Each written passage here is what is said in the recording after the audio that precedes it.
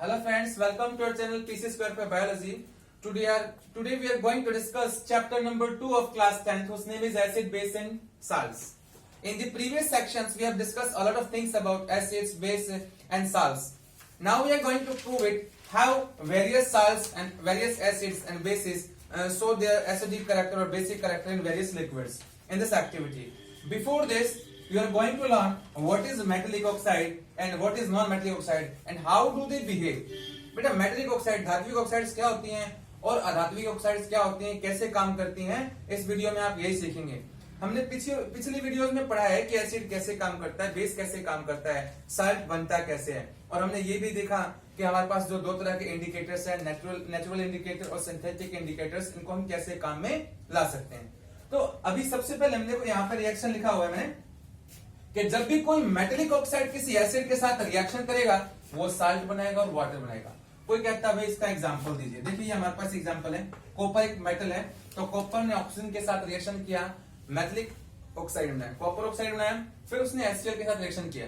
देखिए metallic oxide plus में acid, metallic oxide और एसिड ने रिएक्शन किया तो क्या बनाया बेटा, कॉपर क्लोराइड जो कि एक साल्ट है और वाटर. तो देखिए मेटेलिक ऑक्साइड और एसिड के बीच में रिएक्शन हुआ तब भी साल्ट और वाटर बना है, पहला पॉइंट. दूसरा, जब हमने नॉन मेटेलिक ऑक्साइड ली, एसिड लिया, इनको रिएक्ट कराया तब भी साल्ट एंड वाटर बनाए. तो देखिए हम ये आयरन नेल डाला गया, यहां पर देखिए ये साल्ट और वाटर बनाए. आपको बहुत बेहतर चीज समझनी है, नॉन मेटेलिक ऑक्साइड में मैंने क्या किया, कार्बन एक नॉन मेटल है, ऑक्सीजन के साथ रिएक्शन करके क्या करता है नॉन मेटेलिक ऑक्साइड, और ये CaO2 क्या है भाई, ये बेस है. जब बेस क्या कर रहा है, नॉन मेटेलिक ऑक्साइड के साथ रिएक्शन कर रहा है तो क्या बना रहा है, फिर से साल्ट बना रहा है. ये CaCO3 क्या है, साल्ट है, कैल्शियम कार्बोनेट, और ये बन गया आपका वाटर. तो बेटा ये जो दो रिएक्शंस करी हैं, इनसे हमारा कंक्लूजन क्या है, रिएक्शन का निष्कर्ष ये है कि चाहे आप क्या लीजिए, धात्विक ऑक्साइड और अम्ल लीजिए तब भी साल्ट और वाटर बनेगा, या फिर आप क्षार लीजिए और अधात्विक ऑक्साइड्स लीजिए, दोनों का प्रोडक्ट क्या है, साल्ट और वाटर. तो हमें निष्कर्ष क्या मिलता है बेटा कि जो मेटेलिक ऑक्साइड्स होती हैं, क्योंकि इन्होंने बेस को रिप्लेस किया है. देखिए यहां पर आना चाहिए था बेस, क्योंकि बेस और एसिड, देखिए आपने इससे पहले पढ़ा हुआ है कि बेस और एसिड रिएक्शन करता है तो साल्ट और वाटर बनता है, साल्ट प्लस वाटर. लेकिन अभी हमने यहां पर देखिए एसिड तो एज इट इज प्रेजेंट है, हमने बेस को किससे रिप्रेजेंट कर दिया, मेटेलिक ऑक्साइड, क्योंकि मेटेलिक ऑक्साइड ने क्या किया, बेस को रिप्रेजेंट किया है, तो मेटल का कैरेक्टर कैसा हो जाएगा, बेसिक. तो पहला कंक्लूजन ये है कि जो मेटेलिक ऑक्साइड्स होती हैं वो बेसिक नेचर की होती हैं. मतलब आप कह सकते हैं कि जो धात्विक ऑक्साइड्स होती हैं वो क्षारीय प्रकृति की होती हैं. अब देखिए हमारा सेकंड वाला रिएक्शन लिखा हुआ मैंने कि non metallic oxide plus acid. तो देखिए नॉन मेटेलिक ऑक्साइड आपने लिया यहाँ पर कार्बन डाइऑक्साइड, और आपने एसिड की जगह क्या ले लिया, बेस. यहां पर से मैंने एसिड को हटा दिया और क्या ले लिया, बेस. तो ये राजी बेस, और ये CO2 क्या बेटा, एक नॉन मेटेलिक ऑक्साइड है. नॉन मेटेलिक ऑक्साइड होने के साथ साथ ये एसिड को रिप्लेस कर रहा है, क्योंकि हम फिर से पहले पढ़ चुके हैं कि बेस प्लस में एसिड रिएक्शन करेगा तो क्या बनेगा, साल्ट एंड वाटर. तो यहां से साबित होता है कि जो नॉन मेटेलिक ऑक्साइड्स हैं, क्योंकि ये एसिड को रिप्लेस कर रहे हैं तो ये एसिडिक प्रॉपर्टी में होगी. इन दो निष्कर्ष के साथ बेटा हम आगे बढ़ते हैं चैप्टर में, जिसमें हम सीखने वाले हैं कि एसिडिक सॉल्यूशंस जो हैं वो किस तरीके से हमें बहुत बेहतर चीजें सिखाती हैं. आपको क्या करना है बेटा, एक एक्टिविटी परफॉर्म करनी है. एक्टिविटी के लिए आपको बहुत सारे सैंपल्स देने पड़ेंगे. इन सैंपल्स में से कुछ का नाम मैं बताता हूं. आपको HCl लेना है, H2SO4 लेना है, अल्कोहल लेना है, और अल्कोहल के बाद बहुत जरूरी जो एक आपके पास कंटेंट है वो है ग्लूकोज. तो देखिए मैं नाम लिख देता हूं, पहले इसको रफ कर देता हूं. अब हम ये एक्टिविटी सीखने जा रहे हैं. अगर किसी को कोई डाउट है तो आप स्क्रीनशॉट ले लीजिए और अपने डाउट्स को कमेंट में जरूर लिखें.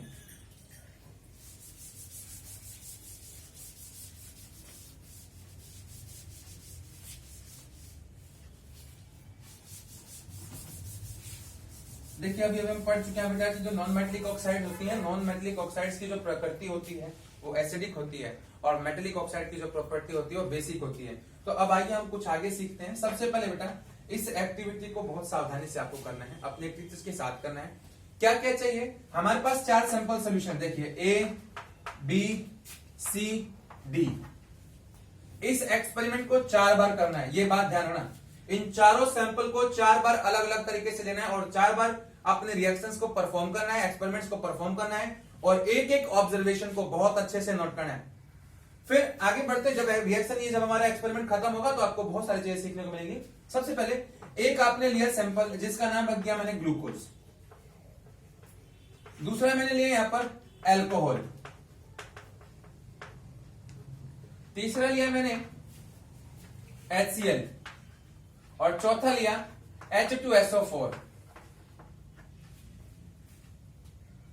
आपको बेटा इस एक्सपेरिमेंट में क्या सीखना है इस एक्टिविटी के बाद भी मालूम पड़ेगा और पहले भी मैं बता देता हूं।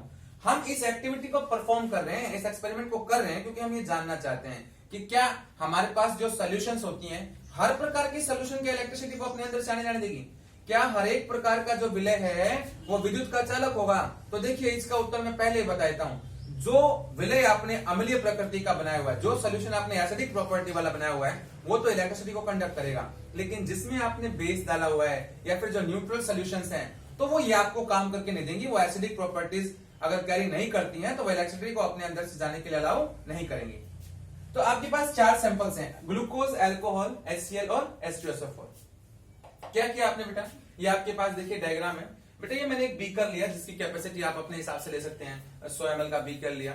उसमें आपने क्या किया, देखिए बीकर को बड़ा बीकर ले लीजिए। इसके अंदर मैंने क्या है, जो डैश डैश की लाइन है ये क्या है बेटा, ये कोई भी एसिडिक सोल्यूशन है। कैसा एसिडिक सोल्यूशन है, डिल्यूट सोल्यूशन है। आपने क्या किया, यहां पर एक रबर का कॉर्क रख दिया, रबर पे 2 लोहे की कील गाड़ दी है। इन दोनों कीलों को क्या किया आपने, 2 धात्विक तारों से बांध दिया, मेटलिक वायर्स को यहां पर कनेक्ट कर दिया। ये मान लीजिए कॉपर वायर है, तो आपने इस कॉपर वायर को यहां पर इससे कनेक्ट कर दिया और यहां आपने एक बैटरी यूज की बेटा जिसका वोल्टेज जो है 6 वोल्ट है। यहां इलेक्ट्रिक बल्ब लगा दिया है और यहां लगा दिया है स्विच। जो बच्चे बेटा हमारे रेगुलर फॉलोअर्स हैं, जिन्होंने ऑफलाइन क्लासेस अटेंड करी है, उनको पता है कि इलेक्ट्रिक सर्किट कैसे बनता है। हमारा 12 चैप्टर सिलेबस में कंप्लीट हो चुका है। अब देखिए 6 वोल्ट की बैटरी है। हम कर क्या रहे हैं, हम इस बीकर के अंदर अलग अलग सोल्यूशन ले रहे हैं। 4 बार एक्सपेरिमेंट करना है। एक बार हमने A को ऐड कर दिया ग्लूकोज के अंदर, एक बार अल्कोहल को ऐड कर दिया, एक बार HCl को और एक बार H2SO4 को। तो देखिए इन चारों को इसके अंदर डाल करके बार बार, पहली बार जैसे मान लीजिए आपने क्या डाला, ग्लूकोज डाला, स्विच ऑन करना है। स्विच ऑन करने के बाद आपको ये चेक करना है कि ये बल्ब ग्लो कर रहा है कि नहीं। अगर बल्ब ग्लो कर रहा है तो इसका मतलब क्या है, जो आपके पास सोल्यूशन है वो एसिडिक कैरेक्टर कैरी कर रही है। और एसिड्स आप जानते हैं कि एसिड्स के पास क्या होता है बेटा, acids produce H positive ions. Acids क्या करते हैं, H पॉजिटिव आयन प्रोड्यूस करते हैं। And these are the actual responsible electrons which will carry current from one end to another, or in a solution the conductivity depend on the H positive ion concentration। किसी भी solution के अंदर जो H positive ions हैं यही responsible होते हैं कि सोल्यूशन इलेक्ट्रिसिटी कंडक्ट करेगी कि नहीं करेगी। तो देखिए आपको यहां पर मैं टिक कर देता हूं। आपने जब ग्लूकोज लिया इलेक्ट्रिसिटी कंडक्ट नहीं करेगी, जब आपने अल्कोहल लिया तब भी इलेक्ट्रिसिटी कंडक्ट नहीं करेगी। जानते हैं क्यों, क्योंकि ग्लूकोज और अल्कोहल जो है वो न्यूट्रल सोल्यूशन है। ये ना तो एसिडिक कैरेक्टर शो कर रही है और ना ही बेसिक कैरेक्टर शो कर रही है। हमारे काम का इसमें कुछ भी नहीं है, क्योंकि HCl एक एसिड है तो ये इलेक्ट्रिसिटी कंडक्ट करेगा, बल्ब इसके केस में ग्लो करेगा। H2SO4 के केस में भी क्योंकि एसिड है तो बल्ब ग्लो करेगा। तो इससे निष्कर्ष क्या मिलता है कि एसिडिक सॉल्यूशंस जो कि H पॉजिटिव आयन प्रोड्यूस करती हैं, एसिडिक सॉल्यूशन जो H पॉजिटिव आयन प्रोड्यूस करती हैं, वो क्या करते हैं, वो इलेक्ट्रिसिटी को अपने अंदर से पास आउट होने देते हैं और जाने देते हैं। दूसरी चीज, अब एसिड प्रोड्यूस करते हैं H positive ion. H positive ions को हम बोलते हैं बेटा कैटायंस। H पॉजिटिव आयंस को कैटायन बोलते हैं और कैटायन क्या करता है बेटा, इलेक्ट्रिसिटी को कंडक्ट करता है। अब इलेक्ट्रिसिटी कंडक्ट करने के लिए कैटायन रिस्पॉन्सिबल है। तो आपने ये एक्टिविटी कंप्लीट कर ली और आपको मालूम पड़ गया कि किसी भी सोल्यूशन के अंदर जब H पॉजिटिव आयन होगा तो इलेक्ट्रिसिटी कंडक्ट होगी और अगर नहीं प्रेजेंट होगा तो इलेक्ट्रिसिटी कंडक्ट नहीं होगी। स्क्रीनशॉट ले लीजिए, फिर हम आगे बढ़ते हैं।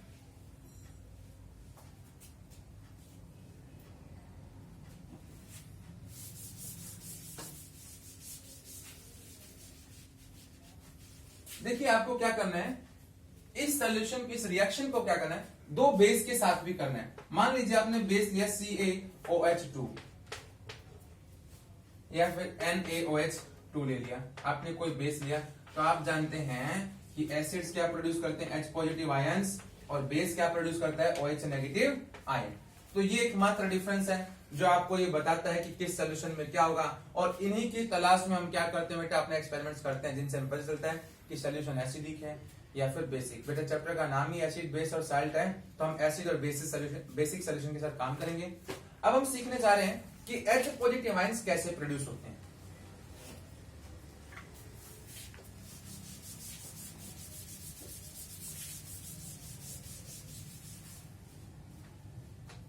देखिए आप जानते हैं कि अगर हम क्या करते हैं, HCl को वाटर के साथ मिक्स कर देते हैं, मतलब इस प्रोसेस को क्या कहते हैं बेटा, एक डिल्यूशन टॉपिक है जो आपके लिए बहुत इंपॉर्टेंट है, एनसीईआरटी में काफी अच्छे से डिस्कस किया गया है और आपको सीखना भी होगा। क्वेश्चन ये है कि आप एसिड में पानी मिलाएंगे या फिर पानी में एसिड मिलाएंगे। क्या ये प्रक्रिया आपको जानना बहुत जरूरी है? जी हाँ, क्योंकि आप एक्सपेरिमेंट्स करते हैं केमिस्ट्री में, तो आपको बहुत सारी हानि पहुंच सकती है। तो आप क्या करें, सबसे पहले बेटा वाटर आप अपना सोल्यूशन जो बनाना चाहते हैं, सपोज कीजिए आप कोई 50 ml वाटर का सोल्यूशन बनाना चाहते हैं, तो 50 ml आप क्या कीजिए, बीकर में वाटर ले लीजिए, और उसके बाद एक ड्रॉपर से ड्रॉप बाय ड्रॉप इसमें एसिड को ऐड कीजिए। तो वाटर में हम एसिड ऐड करते हैं ड्रॉप बाय ड्रॉप, और वो भी कंटिन्यूअस स्वेलिंग के साथ। इसका बेनिफिट ये है बेटा कि आपको पता चल जाएगा कि आप जो सोल्यूशन बना रहे हो कितना एसिडिक होगा। इस प्रोसेस को हम डिल्यूशन बोलते हैं। Dilution is this process in which we add acid in water, and again if we are not going to do this correctly, अगर हम इसको सही से नहीं करेंगे तो क्या होगा, सपोज कीजिए आपने एसिड में क्या डाल दिया, वाटर। बेटा आपको ये पता होना चाहिए कि एसिड और वाटर के मिलने से क्या होता है, बहुत सारी हीट प्रोड्यूस होती है। Excess of heat is produced when acid and water mix together, and we should take care, we have to mix acid in water, not water in acid. अगर हम क्या करेंगे, वाटर को एसिड में मिलाएंगे, देखिए एसिड के अंदर हम वाटर डालेंगे तो क्या होगा, बहुत सारी हीट जनरेट होगी, और ये जो हीट है ये क्या करेगी बेटा, टेस्ट ट्यूब लिया आपने, बीकर लिया, उसमें से वो सॉल्यूशन बाहर आ जाएगा, it will come out and cause you severe, बहुत सारे एक्सीडेंट होंगे, बहुत सारे एक्सीडेंट्स के लिए रिस्पॉन्सिबल होंगे आप। तो आपको केमिस्ट्री लैब में बहुत ध्यान रखना है, डिल्यूशन का पता होना चाहिए आपको। तो आप क्या करें, आपके पास HCl प्लस में वाटर है, आपने हाइड्रोक्लोरिक एसिड में वाटर मिलाया, तो देखिए क्या होता है, ये जो हाइड्रोजन है ना, ये हाइड्रोजन इसके साथ ऐड हो जाएगा। देखिए हाइड्रोजन ऐड हो गया और क्या बनेगा, H3 पॉजिटिव, H3 ऑपोजिट, ये आपका है हाइड्रोनियम आयन, और यहां से क्लोरीन बाहर निकल जाएगा।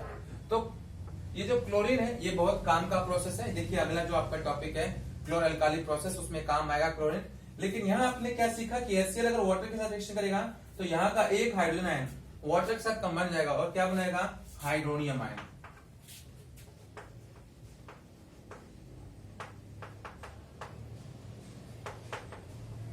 अब देखिए एक नंबर के क्वेश्चन में आ सकता है, right the preparation of hydronium ion. Hydronium ion की प्रिपरेशन लिखिए।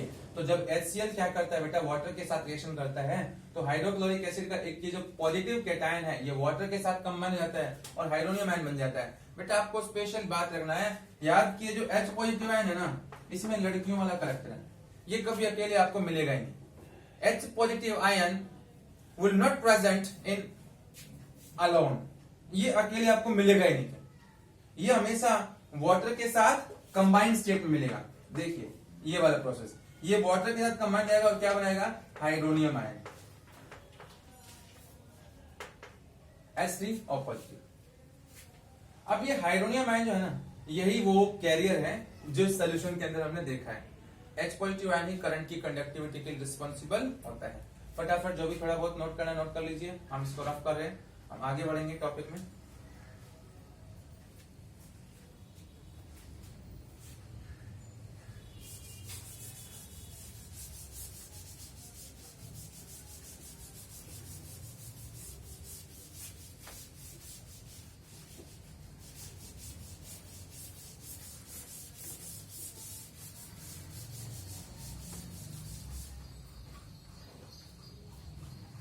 देखिए बेटा अब हम पीएच पेपर के बारे में थोड़ी नॉलेज लेने जा रहे हैं।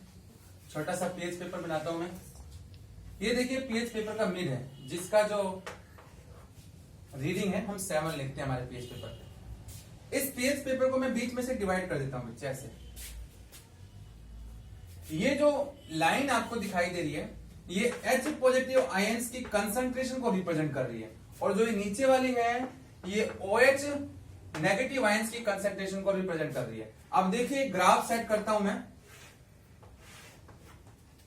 ये आपका 7 है, ये पीएच काउंट है। अगर मैं इधर से आता हूं 7 6 4 5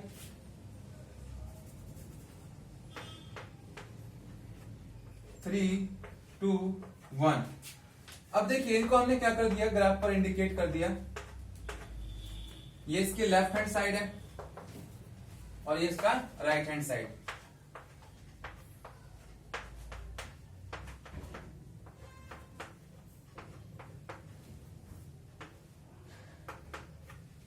देखिए सबसे जरूरी बात क्या है कि एक पीएच पेपर क्या होता है। पीएच का मतलब क्या होता है, ऐसे लिखते हैं पीएच पेपर। P का मतलब होता है पोटेंशियल और H का मतलब होता है hydrogen. pH paper is that paper which will check out how many positive H positive ions are present in the solution। तो किसी भी सोल्यूशन के अंदर हाइड्रोजन आयन के कंसंट्रेशन को चेक करने वाला जो पेपर है वो पीएच पेपर कहलाता है। और इसका काम क्या है बेटा, सोल्यूशन को चेक करना कि वो एसिडिक करैक्टर कैरी कर रही है, बेसिक करैक्टर कैरी कर रही है, या फिर वो एक न्यूट्रल सोल्यूशन है। तो देखिए आपके पास क्या है, कुछ छोटे छोटे डाटा है, अब उसको आप डिस्कस करेंगे। देखिए अगर आप क्या करते हैं, आपका कोई सोल्यूशन है जिसका पीएच 6 है, तो इसका मतलब क्या है बेटा, यहां पर जो H पॉजिटिव आयंस की मात्रा देखिए कम है। सबसे ज्यादा H पॉजिटिव आयंस कहां है, इस वाले इलाके में। तो जितना ज्यादा आपका रीडिंग आएगा ग्राफ पर, जितना ज्यादा रीडिंग आएगा उतना कम H पॉजिटिव आयन होगा, और जितना कम रीडिंग आएगा उतना H पॉजिटिव आयन कंसंट्रेशन बढ़ जाएगा। तो ग्राफ पेपर पे आपने भी पीएच पेपर पे क्या देखा कि बेटा जिस सोल्यूशन का पीएच वैल्यू ज्यादा है, मान लीजिए किसी का पीएच वैल्यू 6 आ गया या फिर 5 आ गया, तो आपसे कोई पूछेगा कि विच सोल्यूशन है बेसिक करैक्टर और एसिडिक करैक्टर, किसका बेसिक करैक्टर और किसका एसिडिक करैक्टर है। देखिए 3 सोल्यूशन है, एक का पीएच 5 है, एक का पीएच 6 है और एक का पीएच 13 है। अब जिस सोल्यूशन का पीएच 6 है बेटा उसका H पॉजिटिव आयन कंसंट्रेशन ज्यादा है, जिसका पीएच 6 है वो थोड़ा कम है। 5 वाले का ज्यादा है, 6 वाले का कम है। तो इसका मतलब क्या है कि जितना छोटा नंबर होगा उतना ज्यादा H पॉजिटिव आयन कंसंट्रेशन होगा, और जितना बड़ा नंबर होगा उतना ज्यादा OH नेगेटिव आयंस का नंबर बढ़ेगा। आप इधर जाएंगे तो देखिए OH का जो कंसंट्रेशन है, अगर मान लीजिए आपका कोई सोल्यूशन है जिसका पीएच क्या है 8 है, तो ये क्या हो जाएगा बेटा, स्लाइटली बेसिक। थोड़ा आगे गए 9, थोड़ा और बेसिक हो गया। लेकिन जब आप आगे बढ़ते गए तो ये जो OH नेगेटिव आयन का जो कंसंट्रेशन है वो बढ़ता जा रहा है। तो ये देखिए ये एसिड वाला पोर्शन और ये बेस वाला पोर्शन। अगर आपका एसिडिक वैल्यू ज्यादा आ रहा है इसका मतलब सोल्यूशन का जो एसिडिक करैक्टर वो कम है, अगर एसिड का वैल्यू कम आ रहा है इसका मतलब उसका H पॉजिटिव आयन कंसंट्रेशन ज्यादा है। तो इतना जान लेने के बाद ये रफली है, नोट कर लीजिए, आप इसको लिख लीजिएगा। आप सेंटेंस में लिख सकते हैं कि on pH paper if two solution have values, if two solution has the value of 5 and 6, example दे रहा हूं कि कोई सोल्यूशन है बेटा जिसका पेज 5 और 6 है, the number that is smaller, जो नंबर बहुत छोटा है उसका एसिडिक करैक्टर क्या होगा, ज्यादा होगा, और जो नंबर बड़ा है उसका एसिडिक करैक्टर कम होगा। अब मान लीजिए मैं यहां पर लिख देता हूं एक ऐसा सोल्यूशन जिसका पीएच क्या है 1 है, तो ये बेटा ज्यादा एसिडिक होगा, ये बहुत ज्यादा एसिडिक सोल्यूशन होगा। तो आप देखिए इस पीएच पेपर को यूज कर सकते हैं अच्छे से। इसका भी स्क्रीनशॉट ले लीजिए या फिर नोट कर लीजिए।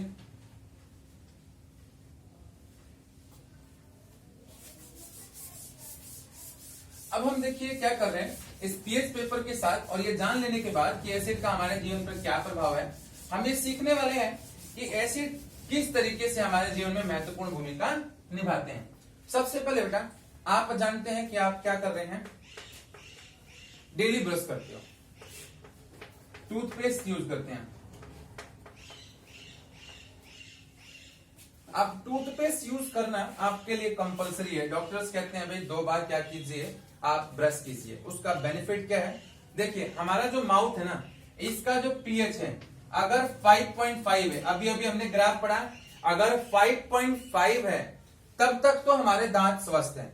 लेकिन जहां ये 5.5 की वैल्यू 5.4, 5.3 होने लगी तो हमारे दांत जो है वो सड़ने शुरू हो जाएंगे। तो इसका कारण क्या है? देखिए, हमारे जो दांत है शरीर की सबसे सख्त संरचना है, वो इनेमल से बने, इनेमल फॉस्फेट से बने हैं। तो अगर आप क्या करते हैं, आपके मुंह में एसिड है, वो एसिड कहां से आया? आप रोज भोजन करते हैं, भोजन करने के बाद आपके मुंह में कुछ खाद्य पदार्थ रह जाते हैं, ग्लूकोज उससे प्रोड्यूस करते हैं बैक्टीरिया, और बैक्टीरिया क्या करेंगे बेटा, उस ग्लूकोज वाले पार्टिकल को, आपका फूड जो है उसको यूज करेंगे, एसिड प्रोड्यूस करेंगे और आपके दांतों को डिग्रेड करना स्टार्ट कर देंगे। तो इसलिए हमेशा हमें क्या करना चाहिए, खाना खाने के बाद या तो कुल्ला करना चाहिए या फिर टूथपेस्ट उसका सबसे अच्छा इलाज है। क्योंकि बेटा टूथपेस्ट क्या होता है, बेसिक कैरेक्टर शो करता है। टूथपेस्ट होता है वो बेसिक कैरेक्टर शो करता है। ये क्या करता है, आपके मुंह में जो एसिड प्रोड्यूस हुआ है ये उसको न्यूट्रलाइज कर देगा और आपके दांतों को सुरक्षित कर देगा। तो देखिए, एक ये पीएच आया। अगर आपसे कोई एक नंबर में क्वेश्चन पूछता है, what is the pH of our mouth for the safety of teeth, दांतों की सुरक्षा के लिए हमारे माउथ का जो पीएच है वो कितना होना चाहिए? तो 5.5। इससे कम होते ही हमारा जो पीएच है वो हमें नुकसान पहुंचाएगा। ये जो मुंह का एसिडिक कैरेक्टर है वो दांतों को खराब करना शुरू कर देगा। इसके बाद आप जानते हैं बेटा कि हम फसलों में क्या करते हैं, फसलों के अंदर विभिन्न कैरेक्टर्स देखते हैं। जैसे चाय है, आप सभी जानते हैं चाय के अंदर निकोटीन होता है। आंवला एक अलग पदार्थ है, आंवला हमें अलग पौधों से मिलता है, गेहूं अलग पौधों से मिलता है। तो जो सॉइल होता है ना, सॉइल का जो पीएच है ये भी बहुत इंपॉर्टेंट रोल प्ले करता है। अगर आपकी मिट्टी में एसिडिक कंटेंट ज्यादा हो गया है तब भी आपकी जो खेती है वो प्रभावित होगी। और अगर आपकी मिट्टी के अंदर कोई भी न्यूट्रिएंट की कमी है, आप सभी जानते हैं कि खेती करने के लिए सबसे जरूरी क्या है कि मिट्टी अच्छी होनी चाहिए और मिट्टी का जो पीएच है वो बहुत ज्यादा इंपॉर्टेंट फैक्टर है। तो आप क्या कर सकते हैं, आप अपने आसपास की मिट्टी का एक सोल्यूशन बनाइए। क्या कीजिए, टेस्ट ट्यूब लीजिए, टेस्ट ट्यूब में थोड़ा पानी लीजिए, अपने आसपास की मिट्टी का उसमें सैंपल कलेक्ट कीजिए और चेक कीजिए पीएच पेपर से कि आपका जो एनवायरमेंट है, वहां का जो सॉइल है उसमें पीएच कितना अवेलेबल है, क्या वो आपके यहाँ होने वाली फार्मिंग के लिए यूजफुल है। देखिए बेटा, अलग अलग क्षेत्रों में अलग अलग खेती बाड़ी की जाती है। इसका कारण यही है कि वहां की जो मिट्टी है उसका पीएच कुछ और होता है, वहां का जो फिजिकल एनवायरनमेंट है, जो अबायोटिक फैक्टर है, वो फार्मिंग को बहुत हद तक अफेक्ट करते हैं। इसके बाद बेटा आपने एक टर्म सुनी होगी, एसिड रेन। अब सब जानते हैं बेटा, आपके बूढ़े बुजुर्ग घर में बताते हैं कि बच्चों पहली वर्षा में नहाना नहीं चाहिए। इसका पीएच 5.5 है और जो ये एसिड रेन है इसका पीएच कितना होता है बेटा, 5.6। होता क्या है कि आप एक सीजन के बाद समर्स के अंदर जब वर्षा होती है तो एनवायरनमेंट के अंदर सल्फर डाइऑक्साइड, सल्फर ट्राइऑक्साइड जैसे प्रदूषक होते हैं, पॉल्यूटेंट्स होते हैं। तो जब ये वाटर ड्रॉपलेट्स, रेन ड्रॉपलेट्स वहां से ऊपर से नीचे आते हैं तो अपने पास बहुत सारे पॉल्यूटेंट्स लेके आते हैं और इनका पीएच, अगर रेन वाटर का पीएच 5.6 तक है तो चीजें नॉर्मल है। लेकिन अगर रेन वाटर का जो पीएच है 5.6 से कम होकर के 5.5 हो गया या फिर 5.4 हो गया या फिर 5.3 हो गया, तो देखिए इसकी वजह से क्या होगा, उसको बोलते हैं एसिड रेन। आप सभी जानते हैं कि संगमरमर की चमकती हुई तो क्रीम कलर की जो दीवार है वो पहले क्रीम कलर की नहीं हुआ करती थी, वो होती थी सफेद रंग की। अब डिग्रेडेशन की वजह से वो कैसी हो चुकी है, वो क्रीम कलर की हो चुकी है। तो एसिड रेन को समझना आपके लिए काफी आसान रहा है क्योंकि एसिड रेन बहुत ज्यादा नुकसान पहुंचाती है बेटा संगमरमर को। इससे होता क्या है, ये जो पीएच है वाटर का, जब ये रिवर के अंदर जाएगा बेटा, पानी के अंदर जब ये जाएगा, दूसरे जो हमारे पास जल स्रोत हैं, जब ये दूषित जल उनमें मिल जाएगा तो ये क्या करेगा, जलीय जीवों को बहुत ज्यादा नुकसान पहुंचाएगा, जैसे कि मछलियां और या फिर जो आपके पास एक्वाटिक ऑर्गेनिजम्स हैं उनको बहुत ज्यादा नुकसान पहुंचाएगा। तो बेटे ये था आज का जो टॉपिक था, ये जानना कि सोल्यूशन एसिडिक बेसिक है उसका कैसे पता लगाएंगे, एसिडिक सोल्यूशन क्या इलेक्ट्रोस्टैटिक कंडक्ट करेगी, तो जी हाँ एसिडिक सोल्यूशन इलेक्ट्रोस्टैटिक कंडक्ट करेगी। जो पीएच है वो वाकई में बहुत ही महत्वपूर्ण भूमिका निभाता है। अगर आपका कोई सोल्यूशन है वो किसी एक पर्टिकुलर पीएच पे आपको यूज करना है तो वो एग्जैक्ट पीएच ही वो आपके लिए काम आएगा। जैसे कि मैंने आपको बताया, आपका माउथ जो है उसके अंदर टीथ केवल तभी तक सुरक्षित है जब तक उसका जो पीएच है वो 5.5 है। आप सभी को काफी अच्छा इंटरेस्टिंग वैल्यू बताता हूँ, 7.4 ये बेटा हमारी बॉडी का जो प्योर ब्लड है उसका पीएच है। अब बॉडी के अंदर जो ब्लड है इसका पीएच कैसे डिस्टर्ब होता है, आप सभी जानते हैं कि हमारा जो रोजमर्रा का जो जीवन है इसमें हमारी जो फीलिंग हैबिट है वो बहुत बेकार हो चुकी है। हम तला हुआ ज्यादा खाते हैं, आप देखते हैं लोगों का कहते हैं कि मेरा कोलेस्ट्रॉल लेवल बढ़ा हुआ, कोई कहता है मेरा बीपी लो है। तो आप जानते हैं कि आप 6th चैप्टर में 10th क्लास में पढ़ेंगे, एक्सक्रीशन एक बहुत ही इंपॉर्टेंट प्रोसेस है। एक्सक्रीशन इसलिए इंपॉर्टेंट है बेटा, आपके शरीर में जितने भी दूषित होने वाले कारक हैं, आपके शरीर के अंदर जो दूषक हैं, पॉल्यूटेंट्स जो हैं, आपने क्या किया, भोजन किया, विभिन्न प्रकार के भोजन के बाद आपके शरीर में कई तरह के कंटेंट प्रोड्यूस होते हैं। वे कंटेंट अगर यूजफुल है तो आपका बॉडी उसको स्टोर कर लेता है, अन्यथा उसको शरीर से बाहर निकालता है। लेकिन अगर मान लीजिए किसी केस में आपके शरीर में सफाई का काम करने वाली जो किडनियां हैं वो उपलब्ध नहीं है, तो वो क्या करेंगी, वो आपकी बॉडी को पॉल्यूट कर देंगी, गंदा कर देंगी। आपका जो ये ब्लड का जो पीएच है 7.4, तो वो क्या हो जाएगा, डिस्टर्ब हो जाएगा। तो आप कह सकते हैं कि जो ये हमारा ब्लड है ना, इसका जो पीएच है वो हमें बताता है कि हमारा ब्लड जो है, प्योर ब्लड जो है वो स्लाइटली बेसिक है। तो बेटा आज का टॉपिक यहीं फिनिश करते हैं। अगर आपको हमारी वीडियो अच्छी लगी है तो आप क्या कीजिए, वीडियो को लाइक कीजिए, जितना ज्यादा उसके उतना शेयर कीजिए, हमारे चैनल को सब्सक्राइब कीजिए और प्लीज बेल आइकन को दबाना ना भूलें, क्योंकि हमारे जो लेटेस्ट नोटिफिकेशन है आपको हमारे चैनल से मिल जाएंगे। Thank you very much for watching my video.